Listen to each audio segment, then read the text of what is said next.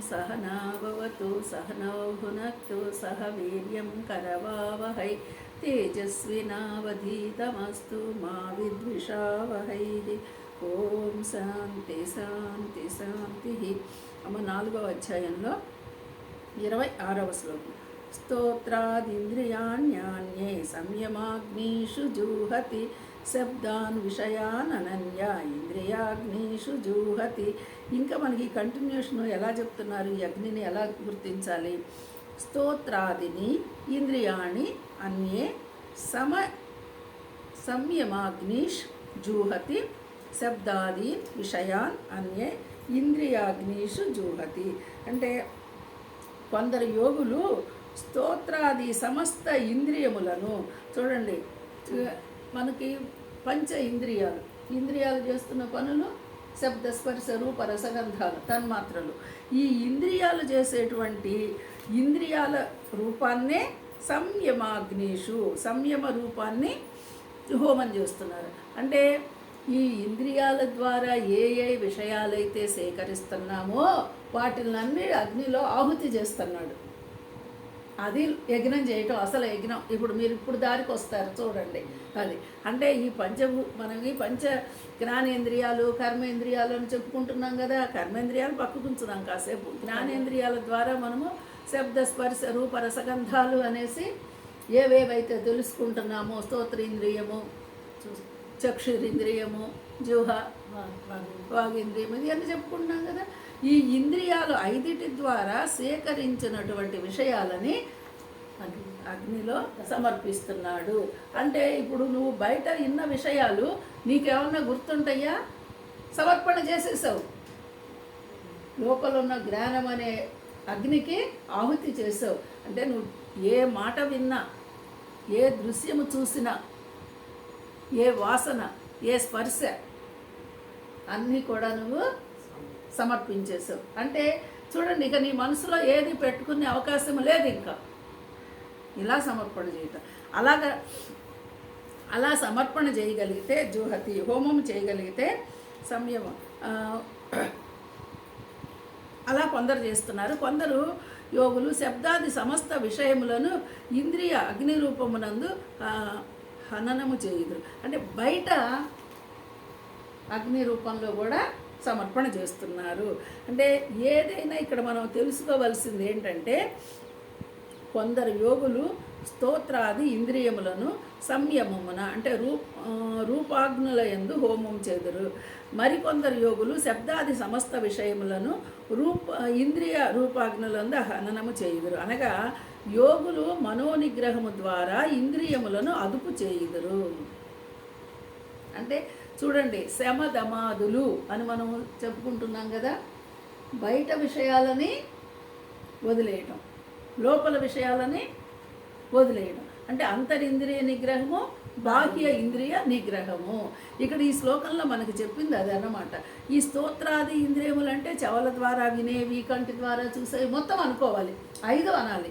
ఈ 5 కూడా రూపము అంటే మనం ఇంకా చూసిన దాన్ని వదిలేయడం, ఈ అగ్నిలో ఆహుతి చేస్తున్నారు. బయట స్వాహ స్వాహ అని మంత్రం చెప్పి చేసినట్టుగానే లోపల కూడా ఇంకా దీన్ని తీసుకోకుండా ఉండాలి. లోపలికి తీసుకోవాలి. ఇది కొంచెము బయట చేసే యజ్ఞాలు తెలుస్తాయి, కానీ ఈ ఇంద్రియాల ద్వారా సేకరించినటువంటి విషయాలని నువ్వు ఆహుతి చేయడం అనేది నీకు కొంచెము కష్టతరమే. ఎందుకంటే విన్న వాటిల్లో ఎక్కడ వదిలేస్తున్నాం చూడండి. అది అంటే ఇట్లాగే ఆ యోగులు మనోనిగ్రహము ద్వారా ఇంద్రియములను అదుపు చేయుదురు. ఇప్పుడు బయట విషయం చూడకుండా ఉండాలి అంటే మనోనిగ్రహం ఉండాలి. ఒకవేళ చూసినా దాన్ని మనసుకు చేరనీయకుండా ఉండాలి అంటే అంతరింద్రియ నిగ్రహం, మనసు నిగ్రహము ఉండాలి. ఈ 2 శమధమాల గురించి, మనసు నిగ్రహము, ఇంద్రియ నిగ్రహము, ఈ 2 గురించి మనకి ఈ శ్లోకంలో స్పష్టంగా చెప్తాం. ఈ హోమము చేయడం అనే పదాన్ని దానికి మనము విన్న విషయాలని, చూసిన విషయాలని అలా దగ్ధం చేసేయడమే. ఇంకా వాటిని మనం అంటే అన్ని విషయాలు వదిలే, అన్ని విషయాలు నిజానికి పనికొచ్చే విషయం అక్కడే. నేను పరమాత్మని అని అర్థమయ్యాక ఇంకా ఆయనకి ఏం కావాలి? పరమాత్మని అని తెలిసాక ఏ విషయాన్నైనా వదిలేయచ్చు. అది కావాల్సినప్పుడు, అవసరం ఉన్నప్పుడు నీకు అది వస్తుంది, అది వేరే. కానీ వదిలిపెట్టడం మాత్రం వదిలిపెట్టాలి. అక్కడ ఏం చెప్తున్నారంటే తత్ఫలితముగా శబ్దాది విషయములు ఎదురుగా ఉన్నను లేకున్నను వాటి ప్రభావము వారి ఇంద్రియాలపై ఏమాత్రము ఉండదు. ఇప్పుడు చూడండి, మరి నువ్వు ఇలా అర్థం చేసుకుంటే, ఈ విషయాలను ఇలా వదిలేయాలి అని అర్థం చేసుకుంటే, వాటి ప్రభావం నువ్వు ఎక్కడ ఎంత గుంపులో ఉన్నా ఎంత గొడవలో ఉన్నా నువ్వు ప్రశాంతంగానే ఉండి ఉంటావు. ఎందుకంటే అవన్నీ అవి నువ్వు చేరనివ్వటల్లా, నువ్వు తీసుకోవటల్లా నీ లోపలికి. అందుకే ఎంతమందిలో ఉన్నా తాను ఏకాకే, ఒంటరివాడే. మనసుని కనుక నిలపగలిగితే, మనసుని అంటే విషయాలని తన దాకా చేరదు. ఇప్పుడు మనకి అలా రావాలి అంటే మనము చూడండి, ఇప్పుడు ఎంత గందరగోళంగా ఉన్నా కూడా నీ పాటికి నీ ఆలోచనలో నువ్వు ఉంటావు. ఒక్కోసారి అక్కడ ఎంత గందరగోళంగా ఉన్నా నీ ఆలోచన నువ్వు ఉంటావు. మరి అప్పుడు నువ్వు ఎక్కడున్నావు? నువ్వు ఒంటరితనంతోనే ఉన్నావు కదా నీ ఆలోచనతో. మరి అలాంటి ఆలోచన కూడా లేకుండా ఒంటరితనంగా ఉండడాన్ని నువ్వు ప్రాక్టీస్ చేస్తావా? ఏ ఆలోచన లేకుండా ఇప్పుడు అర్థమైంది కదా పరమాత్మ స్వస్వరూపము. ఆ స్వస్వరూపంలో ఉండడానికి నువ్వు ప్రయత్నం చేస్తావా? చేయగలవా? చేస్తే అప్పుడు ఇగో ఈ శ్లోకంలో చెప్పినటువంటి విషయాలన్నిటినీ స్వీకరించని దాని అవుతావు, వదిలిపెట్టగలిగితే.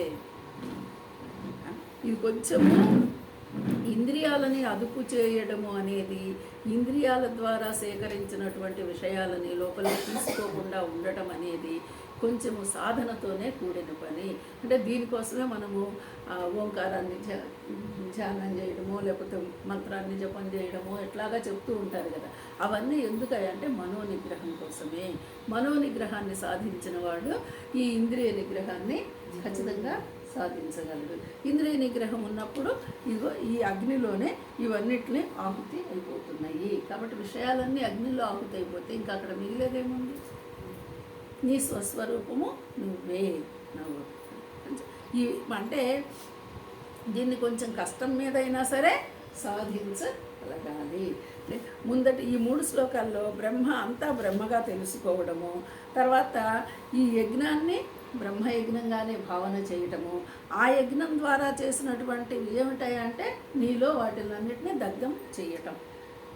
బ్రహ్మగా తెలుసుకోవడము, యజ్ఞం ద్వారా చేయడము. అది ఏ యజ్ఞం అయ్యా అంటే నీలో శబ్దాది విషయాలని దగ్ధం చేసేయడం. నువ్వు తెలుసుకొని వాటిని ప్రాముఖ్యత ఇవ్వకపోవడమే. దగ్ధం చేయడం అంటే వేరే ఏమీ లేదు.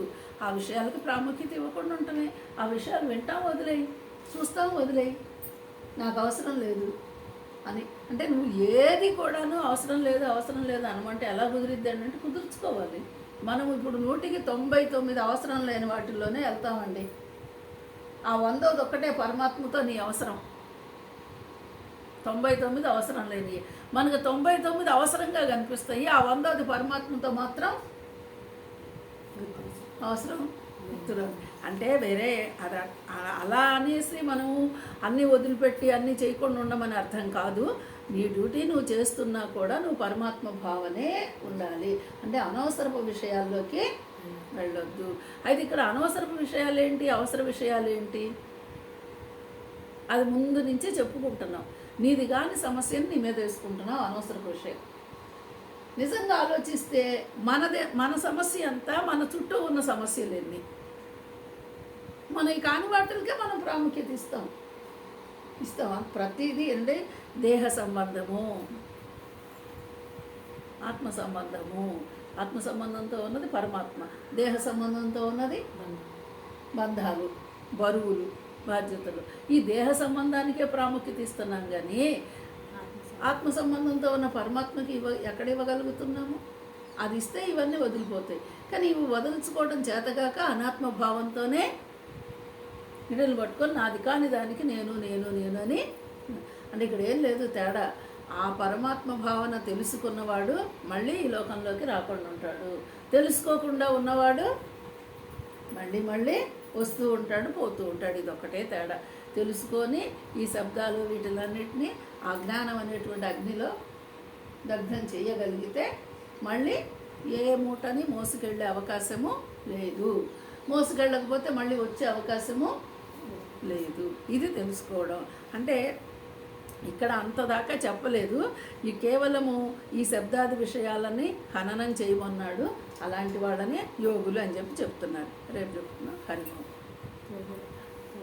ఓం పూర్ణమద పూర్ణమిదం పూర్ణాత్ పూర్ణముదచ్యతే పూర్ణస్య పూర్ణమాదాయ పూర్ణమేవావశిష్యతే. ఓం శాంతి శాంతి శాంతి.